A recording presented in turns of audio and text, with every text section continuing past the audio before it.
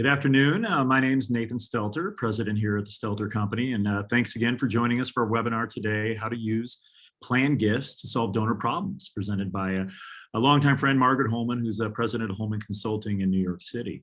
I'll get back to introducing Margaret in just a minute or so here, but first I'd like to say a few words in regards to our webinar series. As many of you know who've participated in this webinar series over the years, Stelter is committed to providing innovative solutions and education for our entire industry, and we're always happy to host this complimentary webinar series, as well as the whole slate of webinars throughout the year. Today's webinar is actually, it's been quite a busy 2021, is our 9th in our series. We've still got a couple more on the docket for the rest of the year, including presenters like Jen Shang from the Institute for Sustainable Philanthropy, talking to us about how to teach, or teaching us how to love our donors. The infamous Phil Purcell, editor of Planned Giving Today, I think he's on the board of ACGA, past CGP board member. I'll be talking about how to help get your board on board with Planned Giving. And then actually our next one is coming up here just in about a month or so, October 20th. Adrian Sargent, again, one of the co-founders and actually co-director of the Institute for Sustainable Philanthropy, will share lessons he's learned from over 25 years of research and professional practice on how to build donor loyalty. As we know, loyalty is so critical to legacy giving. You can register for any of these webinars on our website at stelter.com/webinars. Obviously, continue to keep your eye on your inbox, as we will be sending out invitations as we get closer through social media in there. And if you missed any of the previous of the 8-9 webinars earlier this year, those can all be accessed there as well. Now back to today's webinar presenter, Margaret Holman. Margaret, a longtime friend, I think we met maybe 20 years or so ago now, is president of Holman Consulting, full service fundraising consulting firm she founded in New York City in 1991. She also served as Senior Vice President for Development Communication at America's first and largest humane society, the ASPCA, and has held senior fundraising management positions at a variety of arts, health, and educational institutions throughout the country. Margaret's an Emeritus President of the Philanthropic Planning Group of Greater New York, a terrific group, was President of Women in Development in New York, and serves on the Greater New York chapter of AFP Board, and is trustee of the University of Nebraska, which we'll let that go. I'm an Iowa person, she's in Nebraska, you know, we've got that. She's the co-author of The Complete Guide to Careers and Fundraising, co-author of Major Gifts Fundraising, and is contributing author of the Nonprofit Consulting Playbook. Very excited to have Margaret on the docket today, and I will hand it over to you. Thank you, Nate. I think that is the best introduction I have gotten since, and you would make my dad proud. So there you go. So thank you and welcome everybody today. It's a real pleasure to be with all of you and to share some experience and to answer some questions that we will take toward the very end of the presentation today. But before we get started, Jen, I'd like for you to pull up our poll for today. Absolutely, you should see it. I have just launched it. So take a minute to let me know what level of planned giving knowledge you think you have, and we'll share the results here in a minute or two.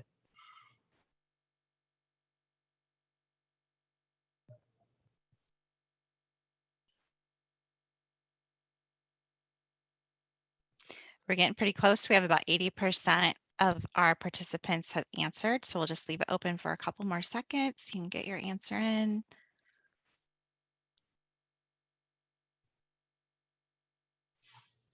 Okay, we've slowed down. I'm going to go ahead and close the poll, and here's your results. Oh, terrific. Well, the 18% of you who are experts, I will call upon you when I'm stumped with an answer. So welcome everybody, and Jen, you can close that, and let's have our first slide. So I found these two quotes that pretty much describe the experience that I've acquired over the 35 years that I have been doing planned giving. And the second one, the excellence of a gift lies in its appropriateness rather than its value. That was a hard lesson for me to learn because I was keeping in mind what was appropriate for my organization. And it took me a while to understand that it was also appropriate for the donor. So what we're going to discuss today is both sides of that coin, what's appropriate for the donor and what's appropriate for your organization. Next. So I think you all are familiar with the NCPG study results from several years ago. And of course, the number one reason that people make planned gifts to organizations is the desire to support the charity. Whether it is the simple bequest or whether it's a more complicated life income gift. The ultimate use of the gift by the charity is number two. And down at the bottom is the creating the lasting memorial for self or a loved one. So I think that this is really interesting in the difference between the bequest and the CRT. You notice that the desire to reduce taxes and estate planning goals are higher than they are with a bequest. And we'll talk about that as to the reason why. So next. So I don't know if all of you have noticed, but I certainly have, as have many of my clients, that we used to say that everybody has the same four emotions on the left side: living too long, dying too soon, outliving my money, or I might become too sick to really know where I am. The pandemic has changed all of that. And now the four fears are the fragility of life, how to protect my loved ones, financial stability, and the ways to help others. So we're going to review some gifts today that are more in the present and some of them have their origins in the past. Next. So what is the key to success? It's listening. Somebody reminded me the other day, we have 2 ears and only one mouth, and there's a reason for that. And it's because we need to be an active listener. So in working with our donors to try to figure out what is the best way for them to create their lasting legacy, and that will benefit our charities the most, is we need to listen. Next. So these are some of the questions that I have used in the 35 years that I've been doing this. I've highlighted a couple of them in yellow, and I have some more slides with this sort of thing. Which aspects of our programs do you believe are our greatest strengths? We really want them to share with us how they feel about the organization. Why did you become involved? And what attracted you to us? It's interesting, the variety of answers that you are going to get from these two questions. And you really need to listen to what those are. The last one on the left side, which is called organization, what one piece of advice would you give to us as we plan for the future? People love to be asked for their advice versus people not liking to be asked for their money. So advice is another great question. Next. So philanthropy and giving interests. There are three questions that I've highlighted here. What charitable gifts have given you the most satisfaction, and why? That opens the door to a lot of interesting conversations. To what extent does our mission, vision, or work dovetail with your values and beliefs, and why? Oftentimes we ask the question and get the answer, and sometimes we need to delve a little further and ask why. So why is always a good follow-up question to those sorts of things. So you can cherry pick some of these questions, and of course they will differ from person to person whom you are interacting with. Next. So what is the perfect planned gift? I'm often asked that. And I'll never forget in a training session in person. Remember those when we were all in person? And one of the participants raised her hand, and she had self-identified early on in the introductions as being a law school student. And I asked what the perfect planned gift is, and she said, it depends. And she said she's learned that in law school, that's a really good answer to almost every question. It depends. So it's going to really be dependent upon what answers you've gotten from all of those questions that we've had, that I've shared just previous to this slide. Next. So many of you, I am sure, have seen this chart from the Sharp group. Robert Sharp Jr. developed this many, many years ago. And for those of you who are beginners, you'll want to be sure to take a look at this chart. It is divided by, on the far left column, by wealth, wealthy, moderate means, limited means. And that really is dependent upon your organization and where you are in the country and what you think of as being wealthy, moderate, and limited means. We can't argue with the age that is across the top, less than 50, 50 to 70, and 70 plus. So you can see that the variety of gifts are filled out in the boxes. So this might help you as you're preparing to go and visit with someone, or to Zoom with somebody, or to be on the phone with somebody, to help you sort of pre-select what might the options be to help the person make the gift. And you can see on the 70 plus, there is virtually every kind of planned gift in the toolbox that are in especially the C1 category. It gets a little less in the C2s and decidedly less in the C3s, but gifts of cash or gifts of cash and property are always number one. Bequests is always in there. And you can see a variety of other life income gifts that are available to you. And as you start to think about how old the person is whom you are going to chat with, then you can haul this out and start to decide where you want to focus your conversation. Next. So let's just do a real quick review of planned gifts for those of you who are experts. Bear with us. So the number one planned gift in the country is the bequest. It's 80 to 90% of all planned gifts that every organization from Harvard University to the, and dare I say, Margaret Holman Barbados Trust gets. I wish that was a for real thing. But anyway, the donor includes the charity in their will or their trust, and a gift that is really costing them nothing during their lifetime.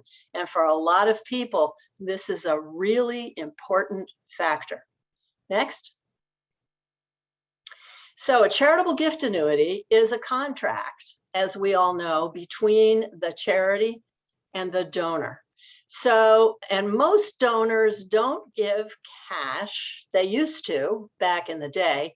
A lot of times they'll use stock or some other kind of appreciated asset, because they get a variety of benefits from doing that. If they use a stock that has appreciated in value, then they can escape the capital gains tax by giving you, the organization, their stock. It goes into a gift annuity, which is managed usually by a financial partner, a bank, or somebody else, and they get a fixed income for their life, and a lot of the income that they receive is tax deductible. So, and whatever is left in the gift annuity then comes to our charities. So many organizations have massive gift annuity programs, others have small ones. Gift annuities can range from $25,000 to set up the first one to well over $1 million in charitable gift annuity just for one. You can do a gift annuity for one person or for two people. And it's usually for a married couple or siblings or a parent and a child. And there is a minimum age because you're paying out over their lifetimes. So you want to have somebody who is older, not a 35-year-old, although there is a gift for a gift annuity for a 35-year-old. Next. And this is it. This is the deferred gift annuity. The donor gives us the property. We set it aside and it makes money. And then we wait until a specific time when the annuity begins to pay out. And it's usually at 65 when the donor reaches 65. And then the remainder, once the donor passes away, comes to the charity. They are not very common, but we've got an example of one a little later on. Next. A charitable remainder trust. Now that you understand how an annuity works, the trust is very similar. The donor transfers their assets into the trust, and an income stream, it comes back to the donor. And when the trust ends, the principal, the corpus in the trust comes to the charity. There are two kinds. One is an annuity trust, which pays out the same amount every year. And then there is a unitrust, which pays out a variable payment depending upon how the trust is doing. So if the trust increases in size, then the payments increase in size. If the trust decreases in size, then the payments decrease in size. It's always the same percentage, but 5% of a bigger number is more money, and 5% of a smaller number is smaller amount of money. The difference between a gift annuity and a remainder trust is primarily in the size of the gift that it takes to establish one. And whereas a gift annuity is around $20,000, $25,000, a remainder trust is $100,000 and up. Okay, next.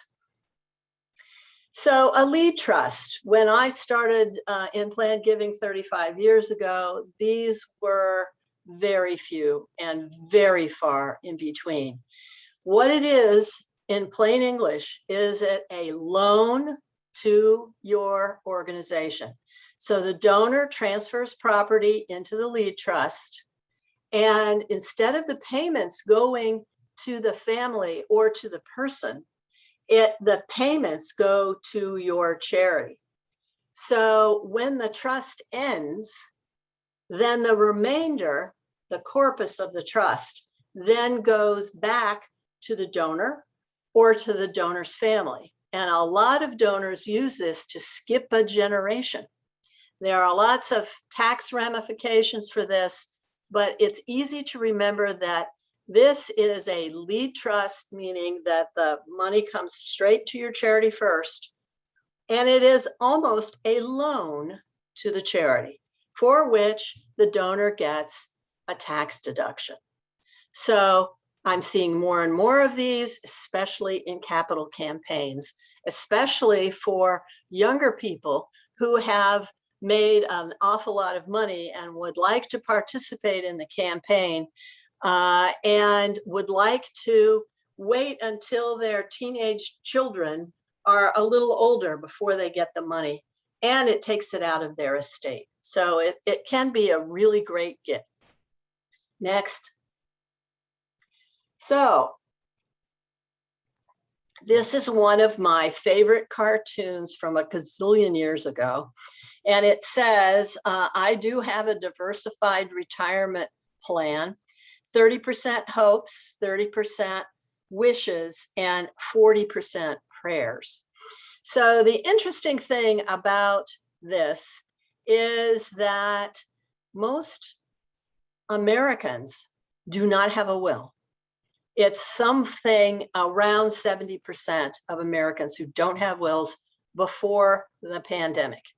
Now, at post-pandemic and during the pandemic, people were making a lot more wills than they ever had. So most donors are sure that they're going to outlive their assets. So the possibilities of gifts include gift annuities, I'm getting income back, charitable trusts, both the remainder trust and the lead trust, term of years trusts, where the trust ends, a deferred gift annuity. But the big boy on the block is really the bequest. That's where most folks think of making a planned gift, and it's the easiest to understand. Okay, next. So there has been a death of a spouse, especially if there are no children. Well, oftentimes the significant other has left an insurance policy. Again, the bequest, the charitable trust, and the gift annuity, because the widow or widower is concerned about income and liking to have income, so that life income gifts are a really big part of this problem solving for your donors. Next. The donors have new children. This is the perfect planned gift donor is, as we all know, an older female who's never been married, who has no kids. So a revocable living trust, a charitable lead trust with a provision to care for nieces and nephews or other family, a retirement plan beneficiary, a life insurance beneficiary, and our ever-present bequest. So these are all different ways in which they have a problem, and you can solve it with one of these 1, 2, 3, 4, 5 different kinds of gifts. Next.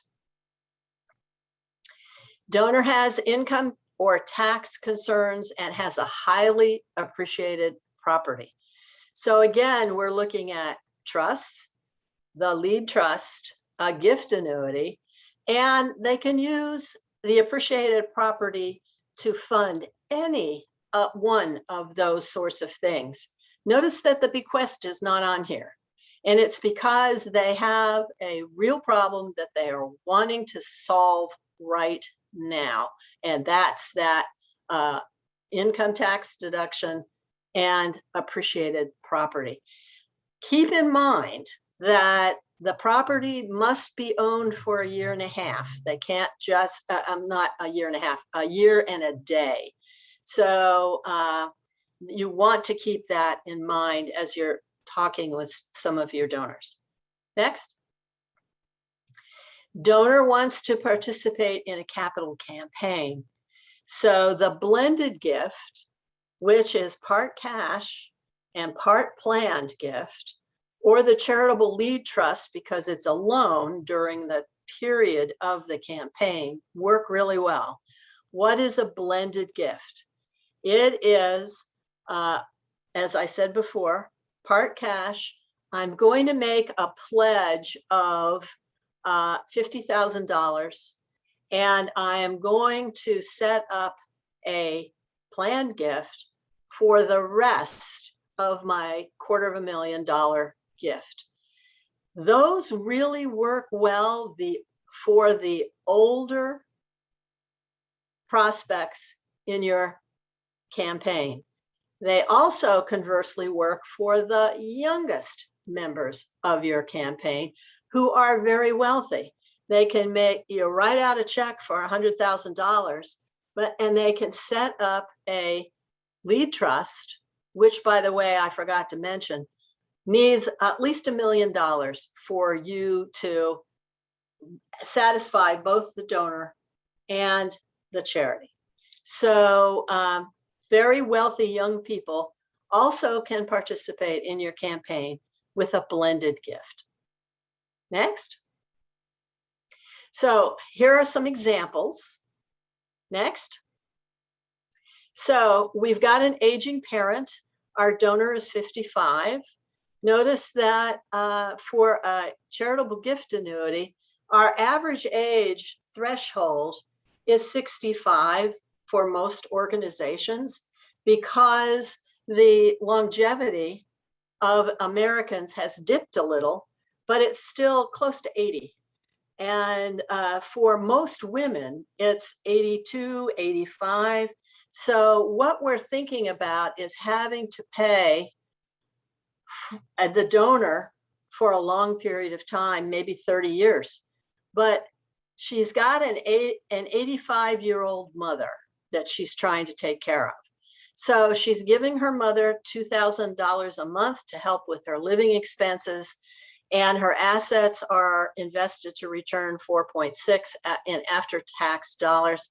Keep in mind, this is the best case scenario, not taking into consideration the stock market tumbling yesterday and the last couple of days. So the donor needs to invest slightly more than $500,000 to yield $2,000 a month. So, and you're asking her for a gift. So the charitable gift annuity, not written on the daughter's life, but on the mother's life. Remember, I said that there was a parent and a child. Next. So the CGA would return 7.6 on the amount transferred. So now she has $200,000 extra that she can use to invest somewhere else, whatever. And that would return the $2,000 a month. She uses 2/3 her capital. All of your assets stand behind the payments to the donor's mother. She gets a tax deduction of nearly $200,000, and you would get $180,000 at the end of the mother's life. Keep in mind, she's 85.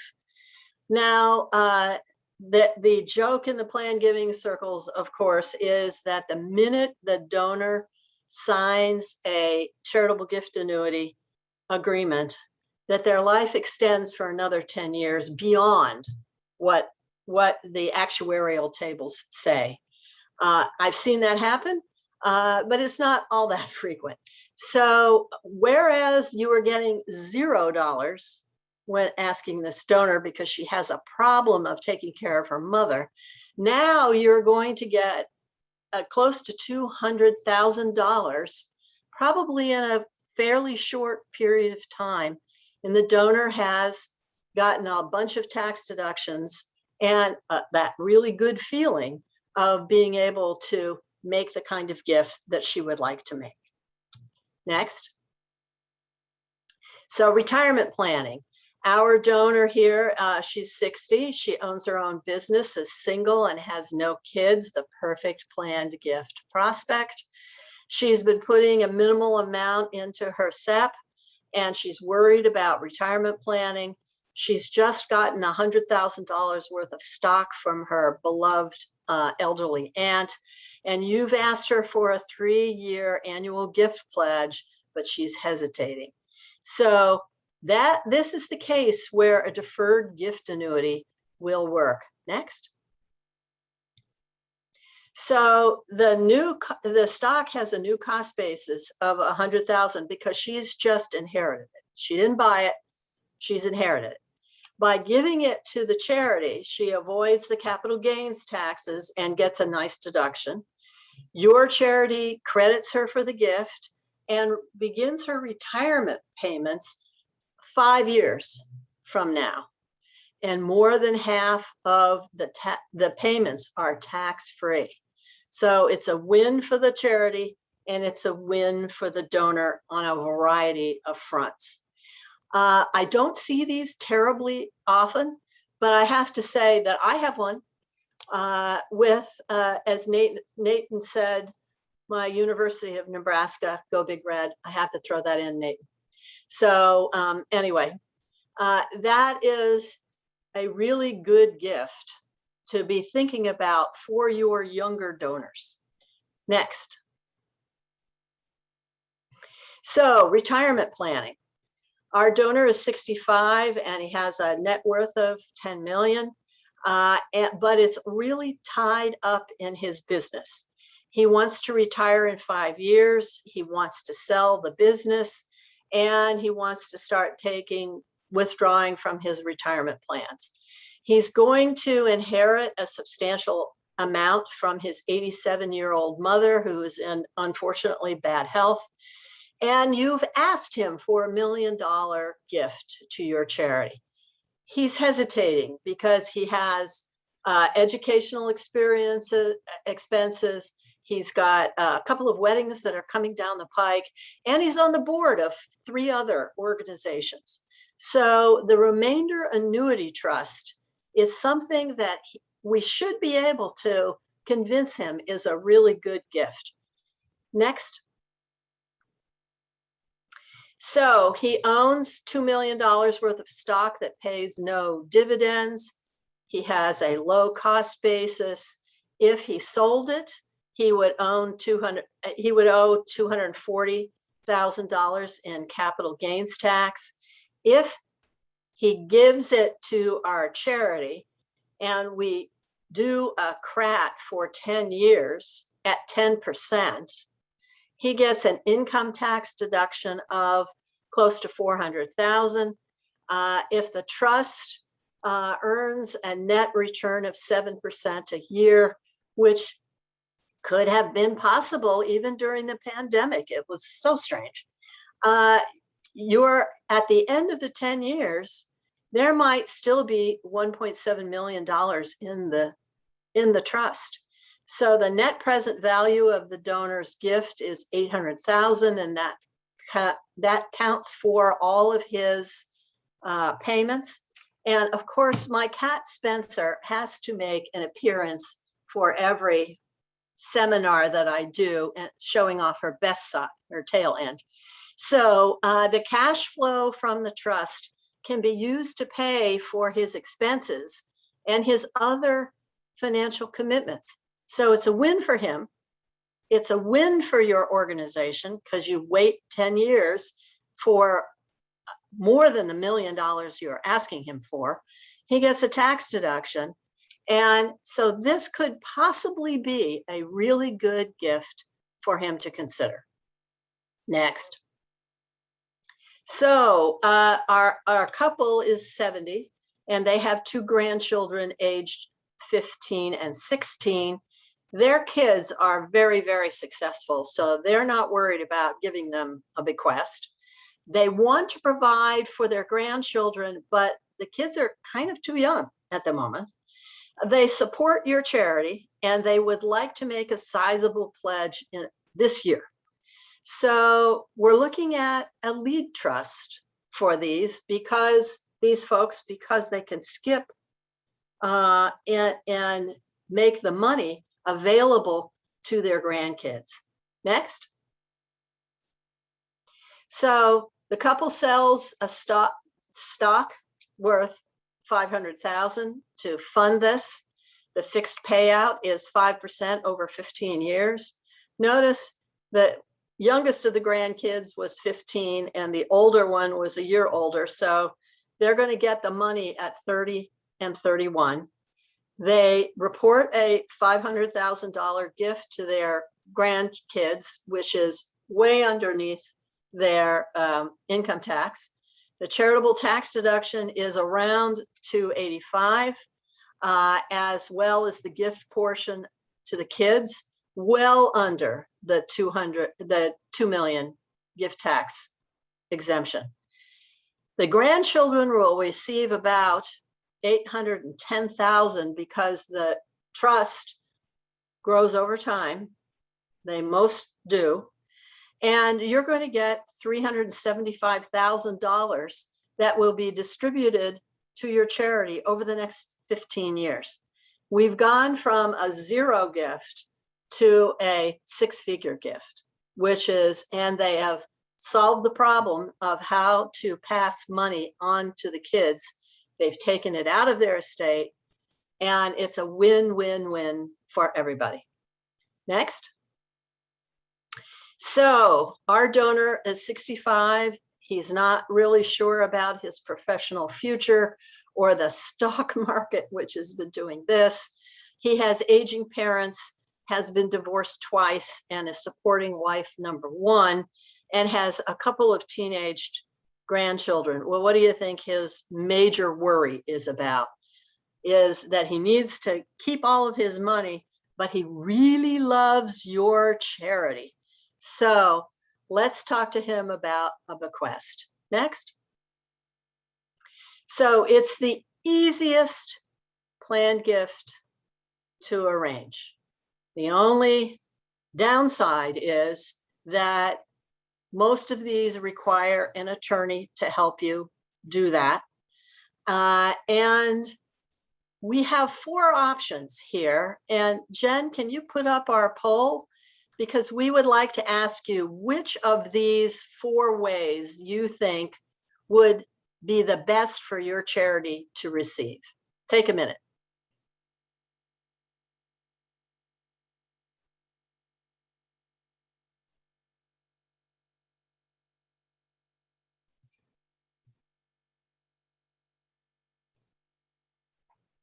We're just at about 50% of everyone who's answered, so we'll leave it open for a couple more seconds.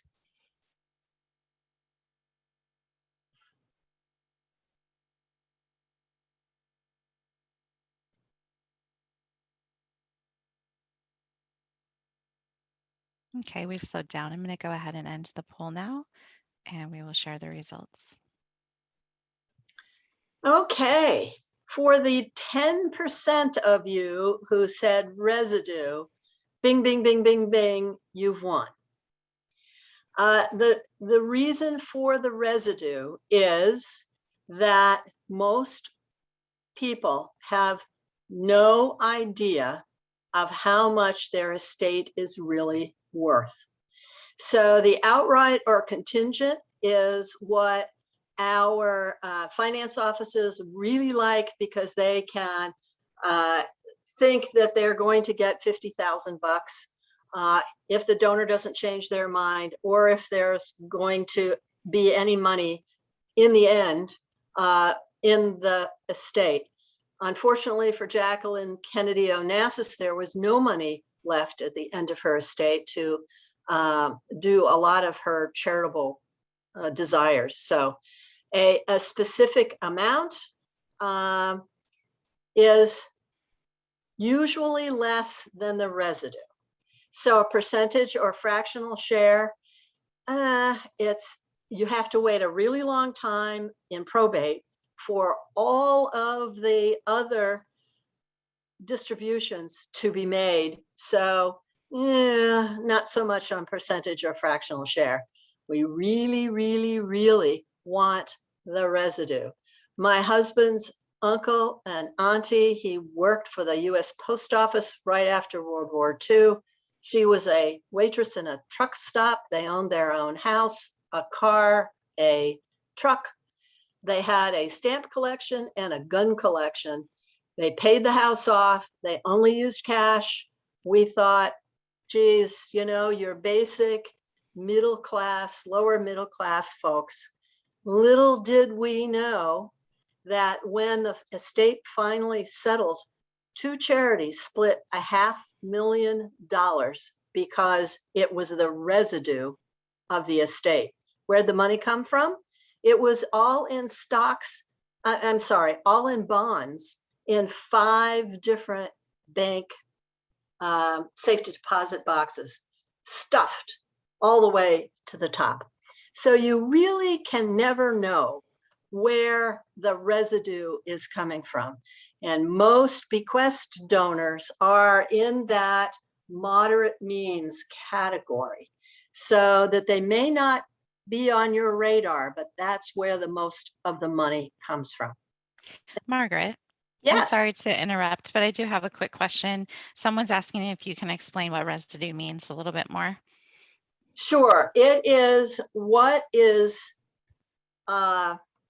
left in your estate after the expenses have been paid, all of the other distributions have been made to other charities, to relatives, to friends, to the medical assistant that they had at their home, whatever. All of the other expenses have been paid and distributed, and then what's left at the end is the residue.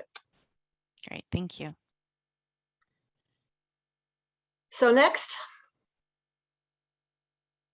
So again, I ask you, what is the perfect planned gift?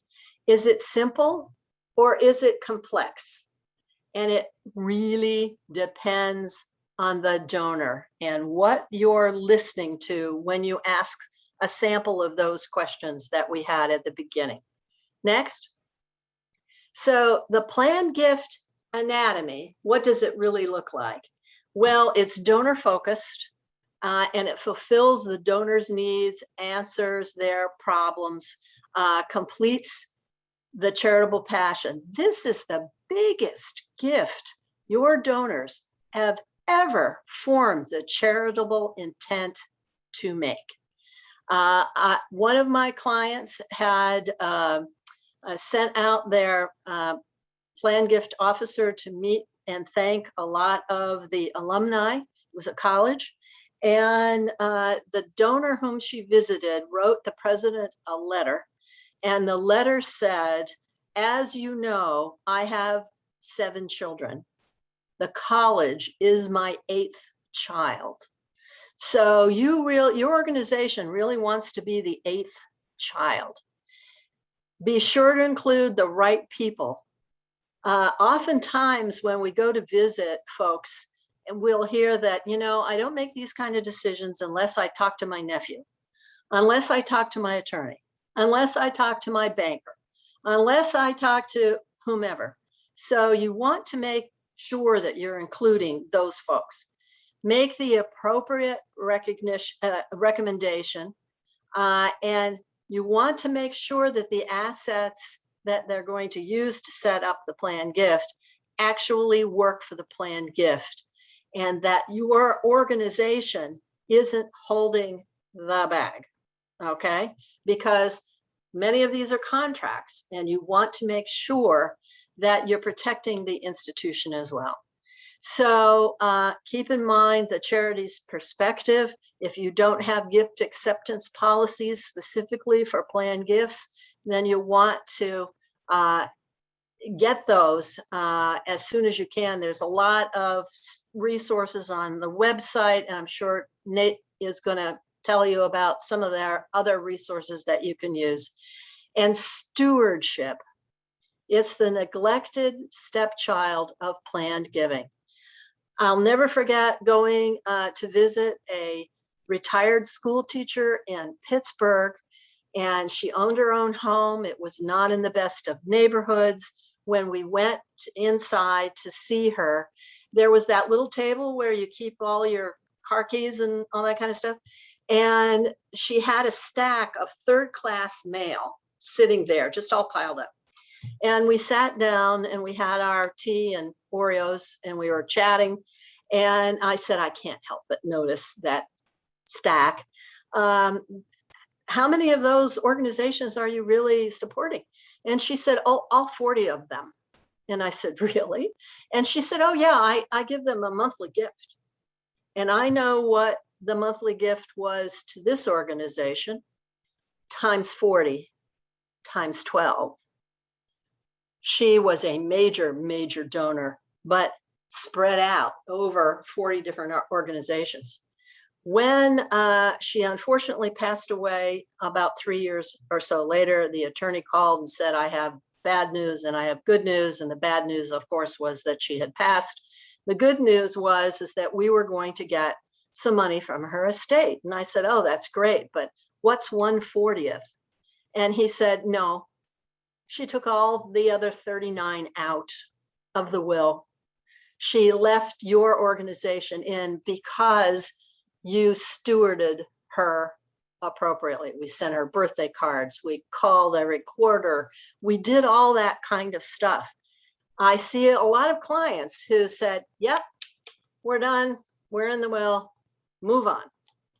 They can change their minds and take you out. So you don't want to do that. You want to have a robust stewardship program. Next, Jen. Q&A. Here we go. Here we go. We do have a couple that came in right at the end around residue. Actually, I think it's a new term for some people. So I have 3 questions. I'm just going to give them to you rapid fire. How is residue different from outright, an outright gift? Residue means an outright gift is I'm going to give you $5,000 and it's not contingent on anything else. My wife doesn't have to die. I'm not taking care of my dog. I'm just, upon my demise, I'm going to give you $5,000. The residue is, of course, everything that's left over after all of those other stuff have been paid. And you have to wait for probate to finish before the charity receives that. Is that correct? In most cases, but if it is a trust or other sort of plan gift vehicle, you may get a partial payment, and then you'll get partial payments until the trust is settled. Gotcha. And then finally, how would you go about asking a donor for a residue gift? Well, I always say, take care of yourself first, take care of your family second, take care of your other charitable interests, and we'll take what's left over. Nate, we'll take what's left over.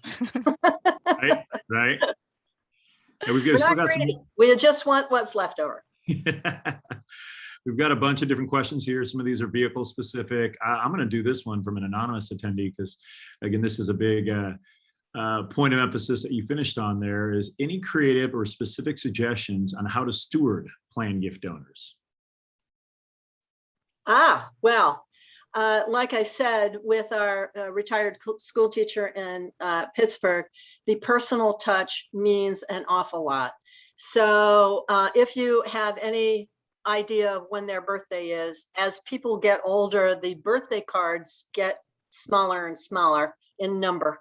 And so getting a birthday card signed by everybody in your staff or somebody whom they have had contact with is a really good thing.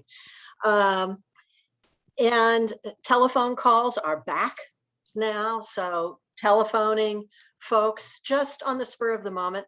I have one client who knows out of his portfolio that somebody's interested in golf. So he clips out articles or he has sent them as a thank you for giving gift, a subscription to a golf magazine on his birthday, and everybody loved it. So those kinds of personalized things mean a lot. And generically, you can do a lot of other things and emails and a letter quarterly from your CEO, et cetera, et cetera. But the personalized things really make the difference. Yeah, I think that's a great point, especially this last year and a half. We've seen a lot of creative ways people have engaged folks. And I mean, the personal is important. If you're trying to do something broader brush from stewardship, obviously showing where dollars are going, those types of things is really critical. But yeah, I think the personal is huge. We have a question. Yeah, we have a question from Thomas about charitable lead trusts. Do all of the grandchildren need to be identified when the policy is taken out? And what happens if another grandchild joins them after the policy is written? It is a expensive thing to amend the trust, but it can be done. But it is expensive. and the donor bears the brunt of the cost of amending the trust. But it can be done. Can be done. Fabian wants to know what the best giving strategy is for a donor who wants to make a transformational gift, but the majority of his net worth is tied up in an S Corp. Remember the example that I used of the guy who had the closely held stock? That is an S Corp in some ways. So the S Corp thing is there is a board with their shares. It depends whether or not it's closely held, which means it's not traded on any stock market, or if the S Corp is traded publicly. Two different scenarios. Let's see here. Linda had a question around staffing. So, whether it's major gift fundraisers, or even if you have or don't have a planned giving officer or expert on staff, do you recommend partnering with advisors rather than them trying to be the experts themselves? Oh, yes. You can never go wrong by saying, geez, I don't know about that. Let me check with my experts. And that gives you the opportunity to have yet another significant touch point with your donor. So yes, if you've got a financial advisory group that works with your organization, or lawyers advisory committee, that's perfect. If there's somebody on your board who is an attorney or a financial planner, and that you can ask them for pro bono, but keep in mind, pro bono advice is worth what you're paying for it. So there you go. I think it's a great point. And actually, early on in your presentation, I think it's almost more important with major or planned giving folks to be able to ask those smart questions and be able to be good listeners, as opposed to being an expert in the technical side, because you can always find them. We have a question about the current climate. In the current climate, Margaret, do you have a favorite or a most popular giving vehicle that you have been working with donors on? Charitable gift annuities are the hot number one in the life income gift range, because they are relatively modest amount of money. It's $25,000 for a single life, and then an extra $5,000 or $10,000 for a two life. So 20 to 25 for a single life, and 30 to 35 for a two life. And they are like hotcakes. People love them, especially women, because I don't have to manage the money. I trust the organization, and I get money back. And a lot of it's tax-free. They love it. Another one, what do you think is the biggest missed opportunity for foundations right now related to planned giving? Interesting question. I think it is probably just getting the word out that you are interested in helping them make the biggest gift they can form the donative intent to make. So if you keep this idea under a bushel, you're not going to get, if you don't ask, you don't get. So I think a lot of foundations are hesitant about this because they think it's way complex. If you just emphasize bequests, that's where we start almost every planned gift program, is getting the word out about, and we don't call it bequests, we call it a gift in your will. For those of you who are Dr. Russell James fans and fanatics like me, he's done a lot of research on the right wording, and a gift in your will is much better than a bequest. That is correct. What situation should a charity consider reinsuring a CGA? Ooh, well, that was a hot question in 2008 and 2009 when the stock market went, and a lot of CGA programs went. And in fact, a lot of boards waited until 18 or 19 to really start again. Most states don't require you to reinsure anymore, but there are specialists who do that kind of reinsurance. Okay, we have a really timely question. I've kind of left it for last. I'm going to summarize it. Liza has a meeting tomorrow with a donor who's been very engaged. She's 95 years old. She's been giving 20,000 to them for the past 3 years. Always been very connected with them. She visits with her often. She's going to go visit with her tomorrow, but she doesn't want to be seen as taking advantage of someone at that advanced of an age. And she also has 4 children. She doesn't want, to make them feel like, oh, she's swooping in and taking advantage. Do you have any advice for her? First of all, can we clone her for every other organization who is on? And this is one of those instances where you have to be very delicate.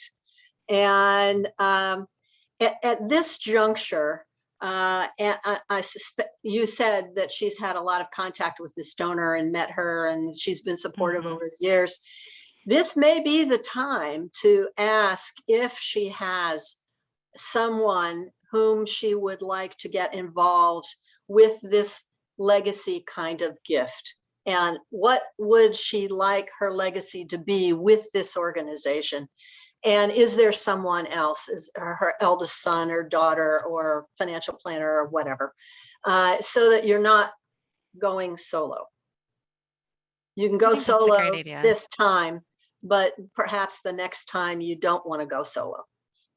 Yeah, I think that's a great idea to extend the invitation to maybe the children as well, if they would like to be involved. I have one more, unless Nathan has one he wants to do. No? Okay. How can you help donors move forward if they want to make a gift, but they're hesitant because they don't have an estate plan and they just really don't feel like dealing with that right now? Well, here's the thing that the pandemic, unfortunately, has made very clear to all of us, is that for many of us, time is short, and we're worried. And we're worried about taking care of ourselves. We're worried about providing for our families. Hesitating doesn't really make any sense right at the moment. So what I would do in this case is invite them to explore the option of becoming a member of your legacy society, whatever you call it, and be that indirect. We would love to have you join our society, or I'm working with a couple of clients right now who are revisiting their legacy societies and renaming them and doing all that kind of stuff, and offering charter memberships to the society. And then that opens the door to talk about legacy giving and some kind of gift. That, do you know that there are some ways that you can make a gift to us and get money back? Always a good thing. And with that, we are out of time. If you had additional questions, there were a couple left over, and there's one that was really specific, Margaret, that I'm just going to shoot to you in an email so you can maybe work with her on it. But if you did have additional questions, Margaret has offered her email address. It's on the screen, holman@holmanconsulting.com. If you'd like to reach out to Nathan or myself about Stelter services, you can reach out to us. You'll see our email there, and you can visit our website at stelter.com. And just before we go, Jen, yeah, I would like to say good luck to the person who's meeting with our 95-year-old donor tomorrow. Yeah, absolutely. we all have our fingers crossed. Crossing your fingers. And finally, we did record it. As long as it all worked, we'll have the recording and also the handouts. We've had a lot of people, they want your handouts, Margaret. So I will have those up and ready on our website by Friday. I will send you an email and let you know when they're there. So you can just wait and go grab them once they're there on Friday.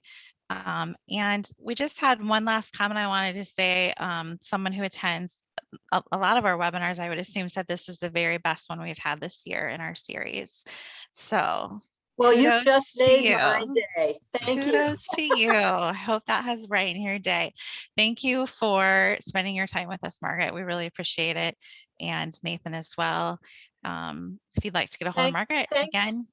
Thanks, Jen, for all of your help, and Nate for inviting me to join. This has been a real pleasure. Thank you so much, Margaret. This has been terrific. Thanks, everyone.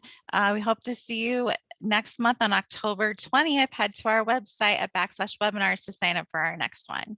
Have a great afternoon, everyone. Bye-bye. Bye.